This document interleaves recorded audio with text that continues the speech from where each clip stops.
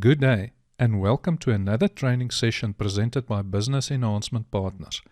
Training video 73 teaches about ladder legislation in accordance with the Occupational Health and Safety Act.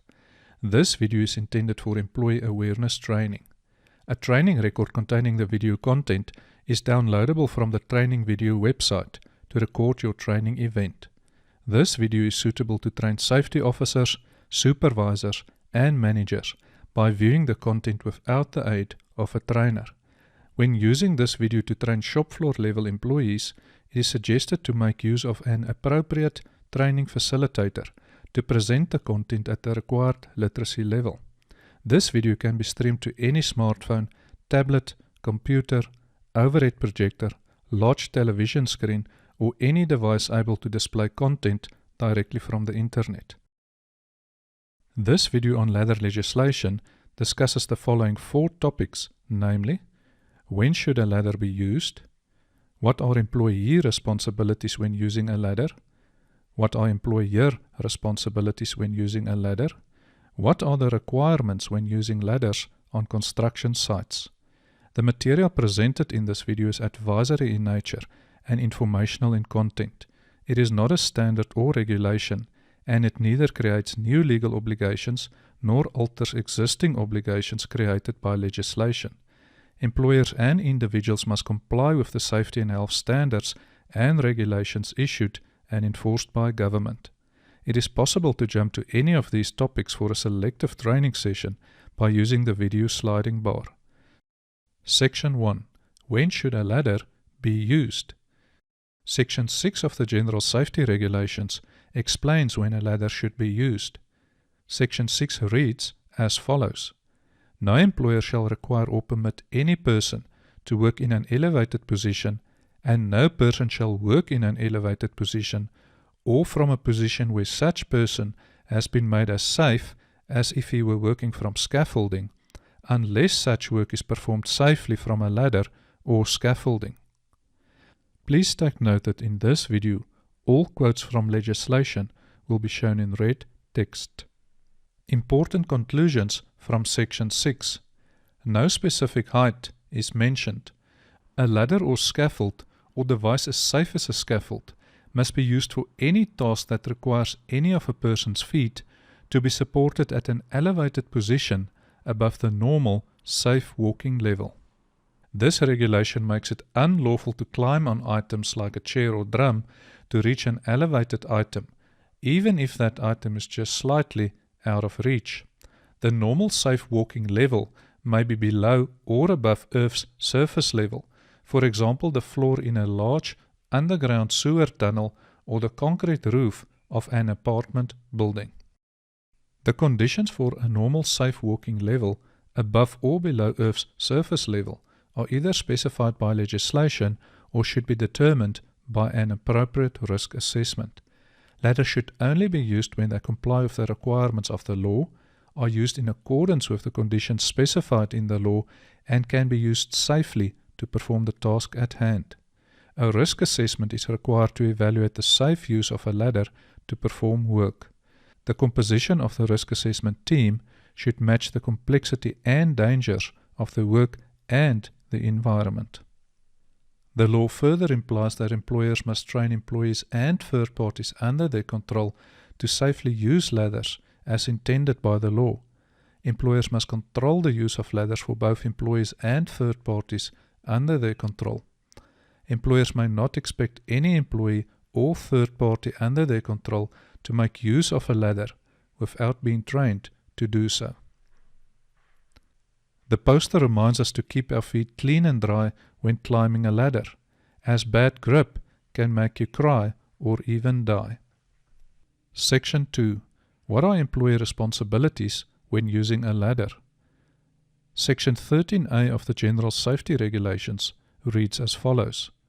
An employee shall ensure that every ladder is constructed of sound material and is suitable for the purpose for which it is used. Important conclusions. Use ladders bought from an approved ladder supplier complying with legislation and appropriate standards.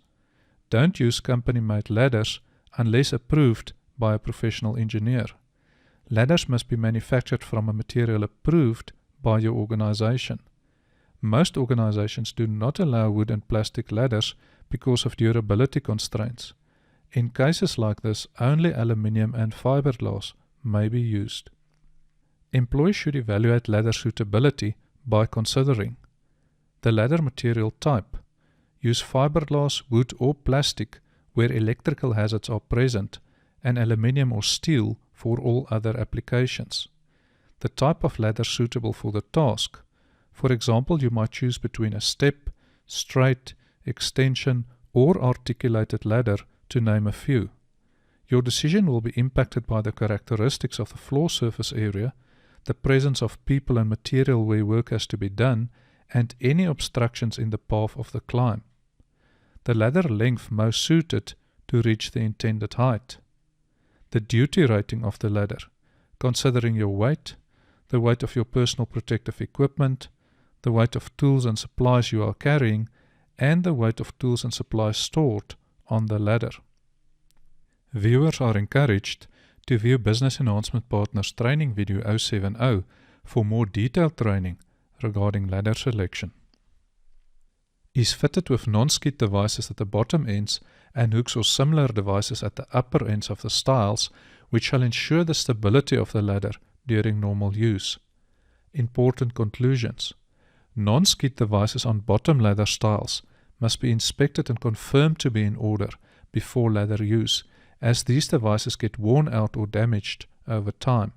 The non-skid devices or molded caps at the upper ends of stiles need to be treated similarly, as they assist with non-skid properties when a ladder leans against a vertical surface. It is important to mention that ladder manufacturers often use the word rail when referring to stiles.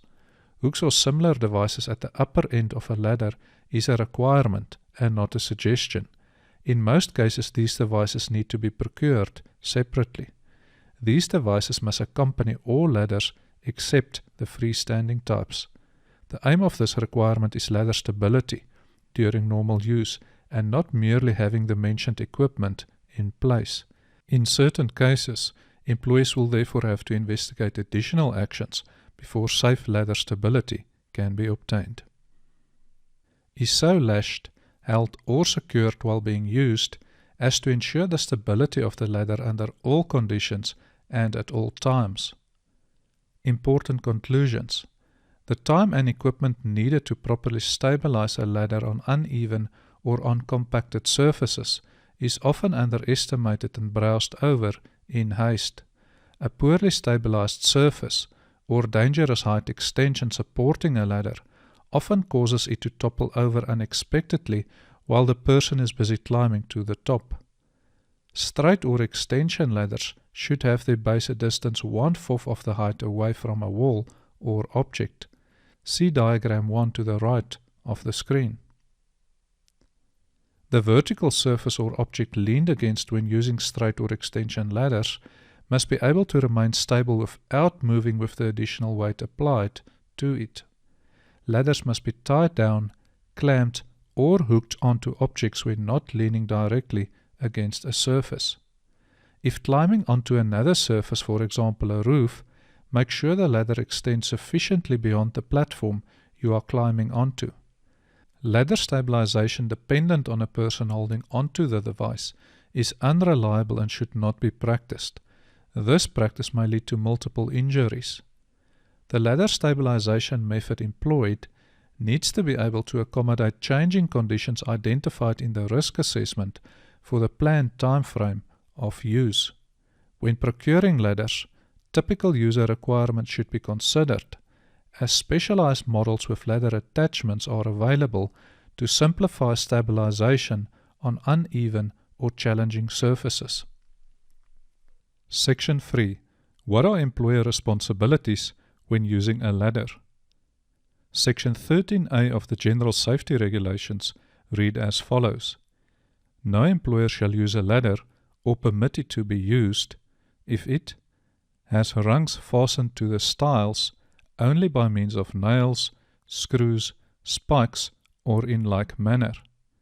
The use of a single method of joining rungs and stiles, for example with nails, screws, or spikes, is not considered safe, as there is no safety backup during failure.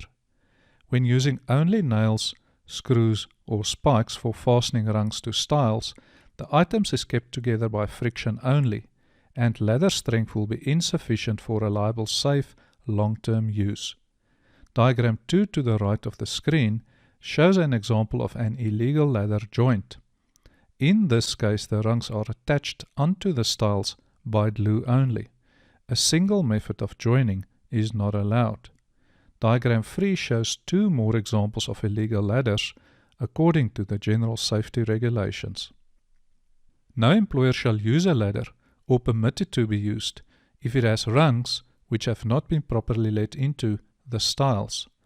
Diagram 4 shows a legal ladder joint where the rungs are properly let into the stiles. The joint uses two methods of joining. The first being the strength provided by the rung protruding the stile and preventing up and down movement. The second is created by the friction because of the metal casing fitted tightly between the rung and the stile. Provided that in the case of welded ladder or ladders, of which the rungs are bolted or riveted to the stiles, the rungs need not to be let into the sides. Diagram 5 shows rungs riveted to stiles, and in diagram 6 they are welded, without the rungs being let into the stiles. Both joints are legal. When using rivets, nuts and bolts or welding, only one method of joining is utilized, but more than one point of joining is applied between each rung and stile. No employer shall use a ladder or permit it to be used if it has damaged stiles or damaged or missing rungs. Diagram 7 shows examples of ladders that is not fit for use. Consult your organization's ladder procedure and follow the steps to deal with damaged ladders. Damaged ladders must be controlled by employers to prevent their unwanted use. In general, damaged ladders should be tagged and marked that they are unfit for use. Ladders must either be returned to manufacturers for repairs or dismantled by competent workshop personnel and all waste material recycled in accordance with your organization's waste procedure. No employer may permit that a ladder which is required to be leaned against an object for support be used which is longer than 9 meters. If climbing onto another surface with a 9-meter ladder as shown in diagram 8, it is recommended for safety reasons that the ladder extends 90 centimeters beyond the platform you are climbing onto, limiting the useful length of the ladder to 8.1 meters. When applying the ladder rule, to have the base a distance 1/4 of the height away from a wall or object, a 9-meter ladder cannot be used beyond vertical heights of more than 7.86 meters when embarking another surface. No employer may permit that, except with the approval of an inspector, the reach of a ladder be extended by fastening together 2 or more ladders, provided that the provision of this sub-regulation shall not apply to extension of freestanding ladders. Although extension ladders of more than 20 meters are available commercially, employers will have to get approval from an inspector to use such equipment. As can be expected, inspectors will impose additional criteria for using ladders longer than 9 meters. Criteria might include additional training, health assessment criteria, safety measures, inspection requirements, and safety equipment.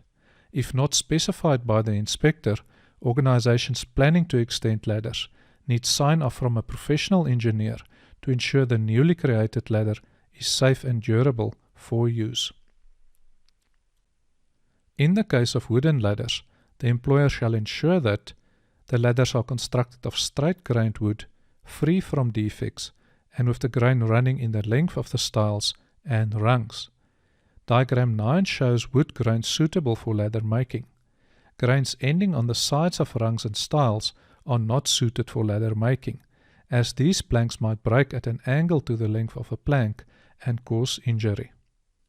Diagram 10 shows typical defects in wood not suitable for ladder making.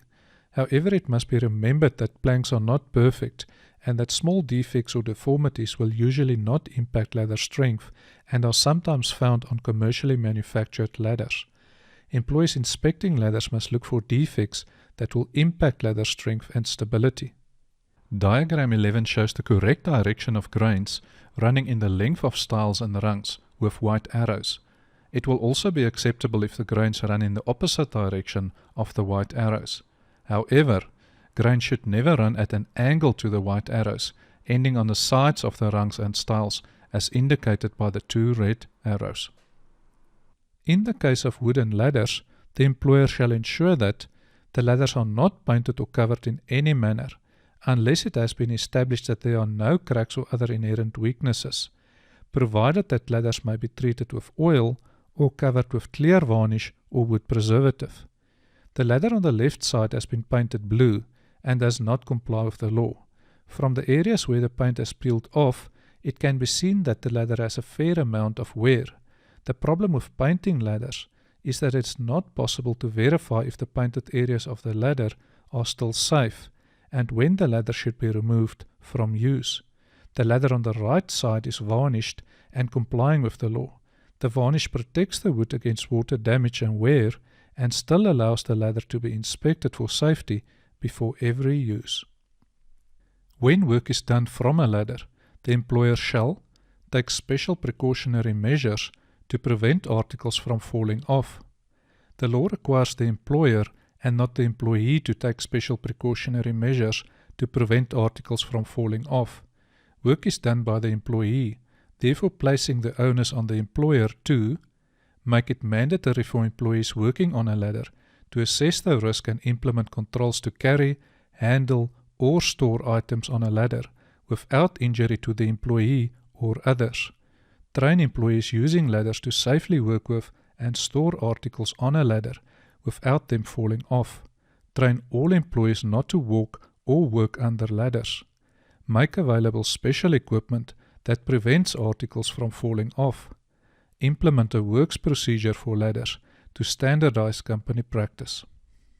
When work is done from a ladder, the employer shall provide suitable sheaths or receptacles in which hand tools shall be kept when not being used.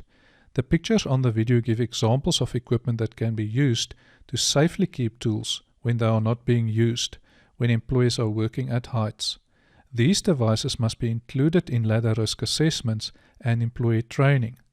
This is necessary to mitigate new risks that might be introduced when using these devices.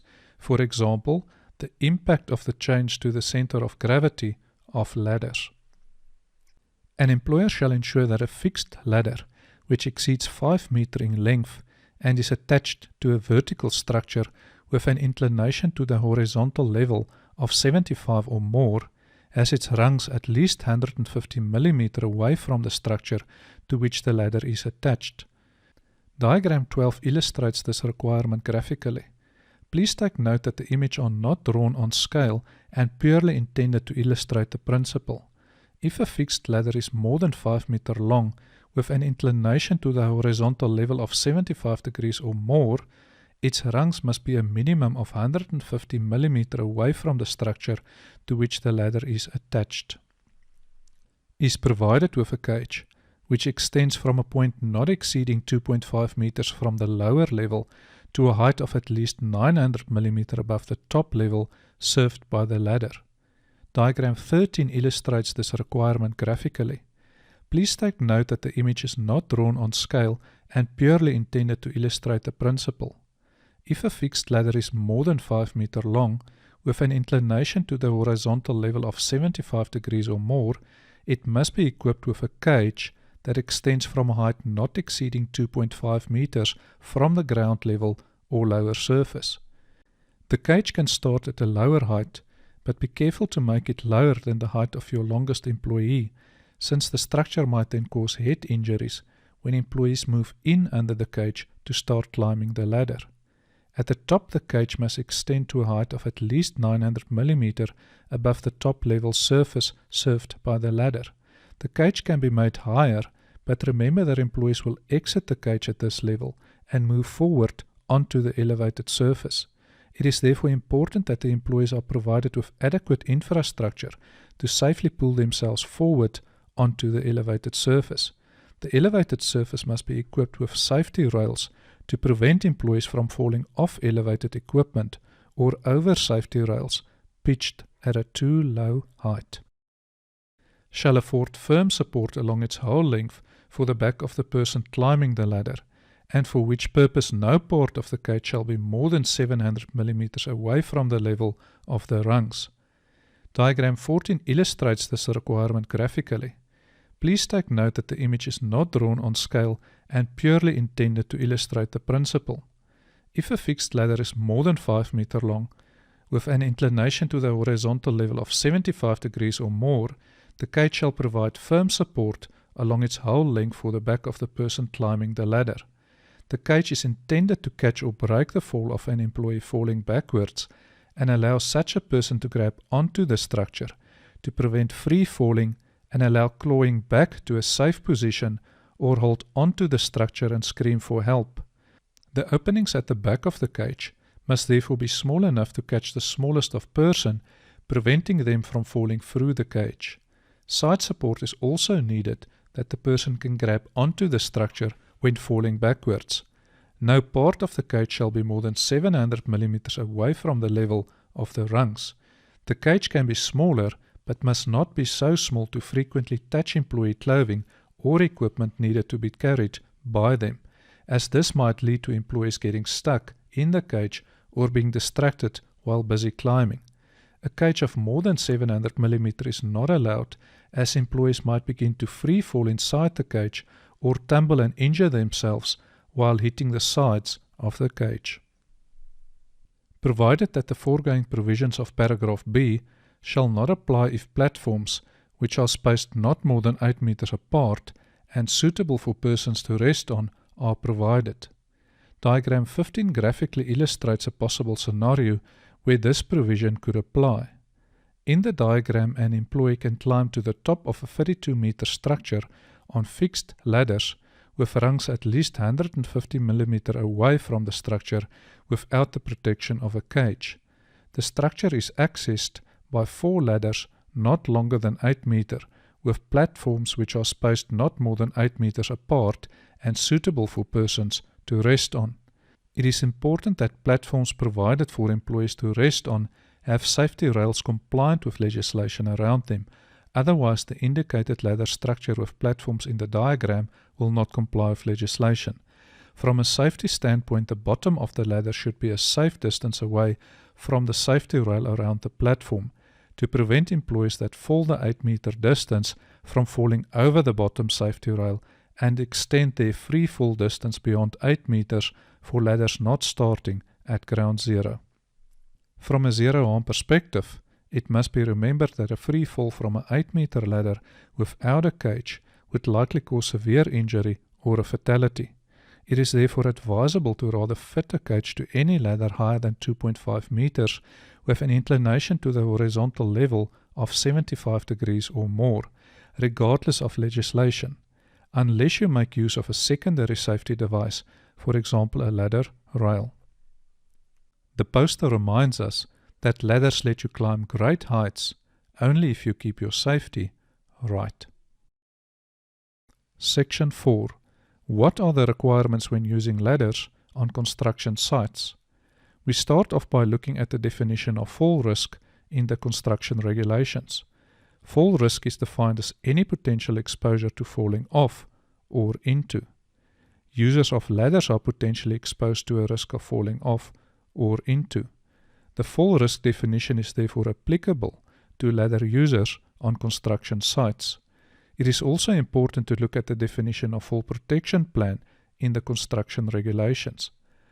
A fall protection plan means a documented plan which includes and provides for all risks relating to working from a fall risk position, considering the nature of work undertaken, the procedures and methods to be applied in order to eliminate the risk of falling, and a rescue plan and procedures.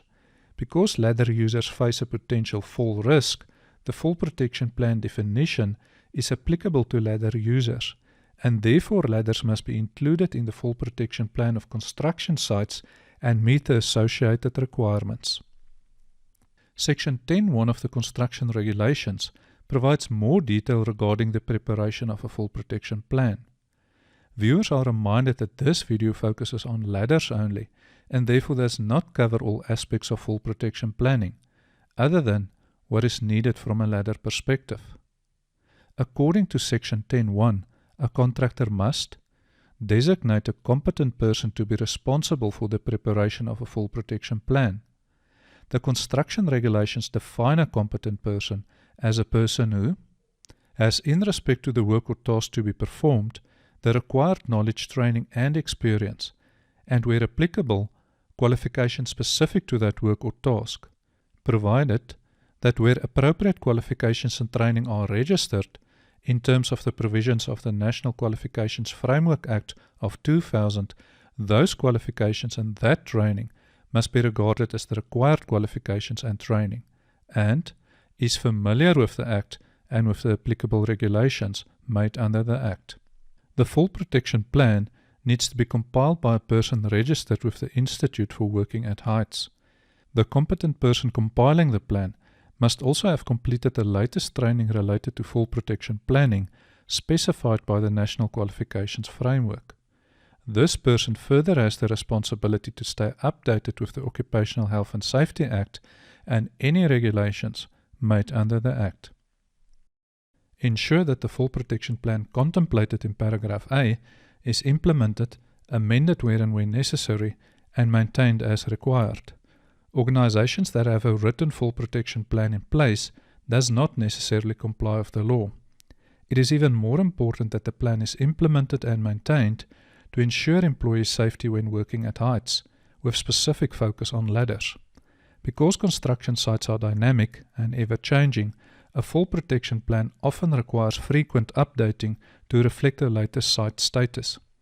Employees must further be encouraged to report shortcomings immediately to responsible supervisors. Changes and shortcomings must be documented at monthly safety meetings to properly follow progress. Responsible managers must act swiftly to rectify shortcomings and properly accommodate changes. It is important to keep employees updated regarding all changes to the full protection plan. Take steps to ensure continued adherence to the full protection plan. Safety starts at the top.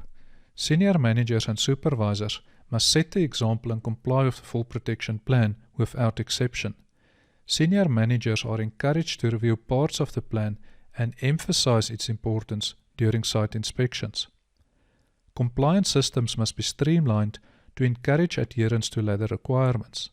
Aim for simple but effective systems that make it easy for employees to get the job done. Respond to employee complaints and suggestions to improve systems.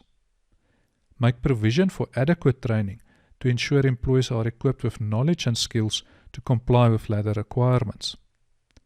Regular ladder audits and checklists play an important part of ensuring safety compliance at every level. Managers must act swiftly and respond to audit and checklist outcomes requiring corrective action. Employers should make available the right equipment to safely perform the work. Usage of the wrong, substandard or faulty equipment should not be tolerated.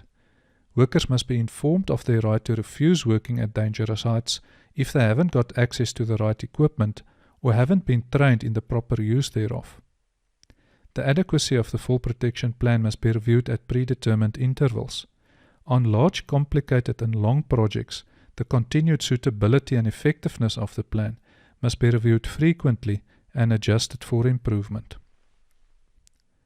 A full protection plan contemplated in Sub-Regulation 1 must include a risk assessment of all work carried out from a full risk position and the procedures and methods used to address all the risks identified per location. Identify hazards and risks, including training and behavior, to which your employees may be exposed. Analyze and evaluate the risks and hazards.